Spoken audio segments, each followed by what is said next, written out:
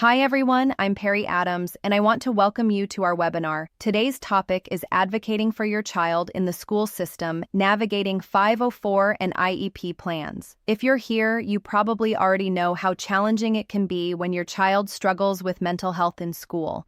You want them to learn, grow, and feel supported, but sometimes the school system can feel like a maze with no clear map. The truth is, no one knows your child better than you, and no one will fight harder for their needs than you will. We will discuss 504 and IEP plans, showing you how to navigate the process from start to finish. We'll talk about what each plan does, how your child might qualify, and the exact steps you can take to make sure your child gets the help they need. Also, covering more details of things like RBHS, ongoing staff training, disappointing moments, potential disconnects, alternative settings, documenting your case, and when to find an advocate. The power of persistent parenting teachers and staff care, but schools are big, busy places. Needs can get overlooked or things move slowly unless someone keeps pushing. That someone must be you. Advocacy means speaking up even when it's uncomfortable, knowing your rights, and keeping good records. It means making sure what's promised on paper is happening in the classroom. It's so important to have accountability even when it comes to the schools, administrators, staff, and teachers. This is how long-term improvements are achieved within school systems, including policies, programs, and state or federal initiatives. There's also another reality in many cases. Schools have very limited resources. When resources are available, they often go first to the students whose needs are most clearly documented. This is why keeping a strong record of your child's history, medical, academic, and behavioral is so critical. When I say behavioral, I am talking about the spectrum that encompasses both voluntary choices a child can control and involuntary behavior that is associated with a crisis that are not likely to be controlled. What is a 504 plan? A 504 plan comes from Section 504 of the Rehabilitation Act. The goal is simple: make sure students with disabilities have equal access to learning. A disability in this case can be physical or mental, and mental health conditions count. Let's talk about a few. Extra time on tests, permission to take breaks during the day, seating near the teacher for focus, the ability to step out and see the counselor when anxiety spikes. 504 plans don't change what your child is taught. They adjust how they access it. For example, extra time on tests, permission to take breaks during the day, seating near the teacher for focus, or the ability to step out and see the counselor when anxiety spikes. To qualify, your child needs a condition that impacts a major life activity, like learning, concentrating, or regulating emotions.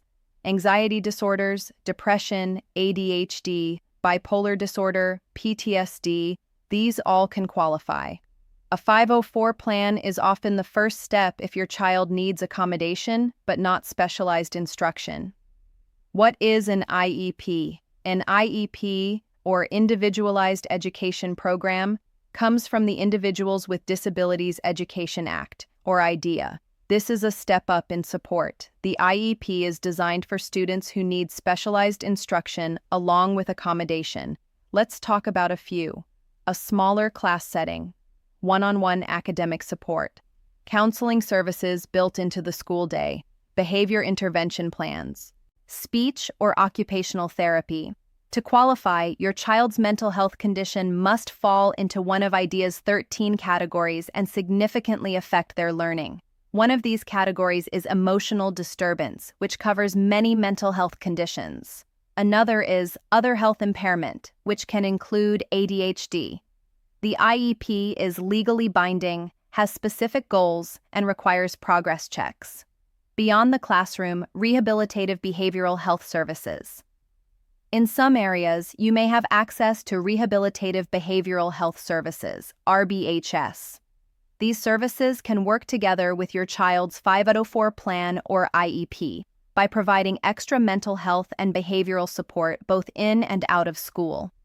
RBHS providers can help reinforce coping strategies, improve classroom behavior, and support your child's emotional well-being so that academic learning becomes more accessible.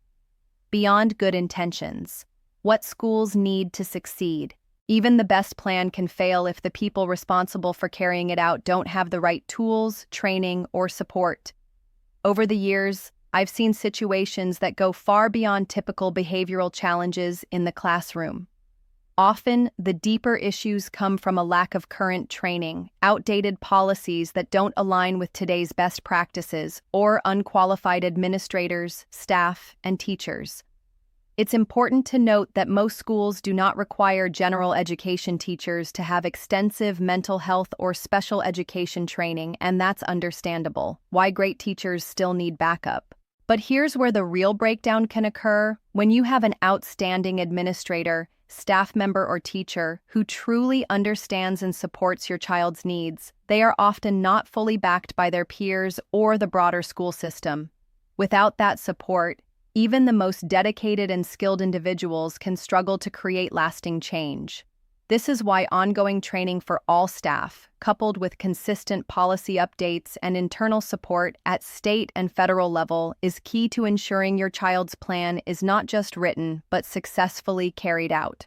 The MDR cycle, a hidden disruption for students with IEPs. In some situations, when all the above has a complete breakdown, you begin the ongoing process of what may seem like a never-ending cycle of manifestation determination review, MDR.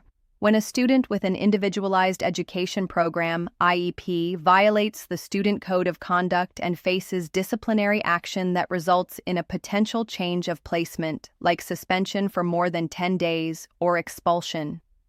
Was the behavior caused by, or did it have a direct and substantial relationship to the child's disability? Was the behavior a direct result of the school's failure to implement the IEP? Even if your child is not fully at fault and findings fully support the student's disabilities, your child will still inadvertently miss a lot of school due to this process. This can be detrimental in some cases to your child's by disrupting routine, consistency, and hard to adjust. Although this may be viewed as extreme, it can happen. Finding the right fit, therapeutic education options. In some areas, there may be therapeutic learning centers, specialized schools designed for students with significant mental health needs. These centers give children the chance to learn, grow, and be themselves in an environment surrounded by highly trained staff.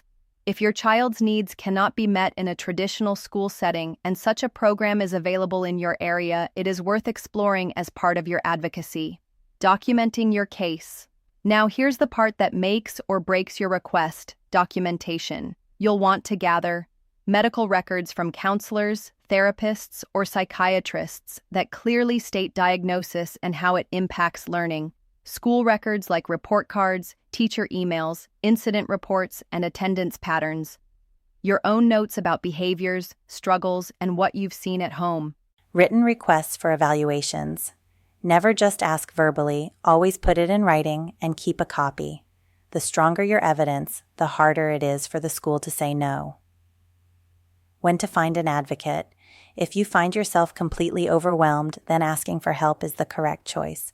Remember, it doesn't matter how your child is able to succeed or who helps and does what. All that matters is your child can learn, grow, feel like they belong, and are happy. Here are some support options. Parent training and information centers, PTIs. Every state has at least one PTI funded through the U.S. Department of Education. They provide free guidance on special education rights, help you understand 504 plans and IEPs, and may connect you with advocates. Protection and advocacy agencies, PNAs, federally mandated agencies in each state that protect the rights of individuals with disabilities. They can offer legal advocacy or referrals. Rights Law Yellow Pages for Kids, a national directory of special education advocates, attorneys, evaluators, and therapists by state. The ARC Advocacy and Resources for Individuals with Developmental Disabilities and Their Families. Many local ARC chapters have trained education advocates. State or local disability rights organizations. Many states have nonprofit or volunteer-run groups specifically to help parents advocate for special education services. Searching your state special education advocate can turn up options. In closing, here's what I want you to take away from today. Start with a 504 plan if your child needs accommodations. Move to an IEP if they need specialized instruction. Use available supports like RBHS when possible. Document everything. Push for ongoing staff training. Explore alternative settings like therapeutic learning centers when needed.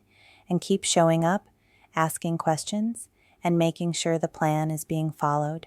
Your voice matters, your persistence matters, and your advocacy can be the difference between your child struggling in silence and your child getting the tools they need to thrive. Thank you for joining me today. You're not alone in this journey, and your efforts will have a lasting impact on your child's education and future.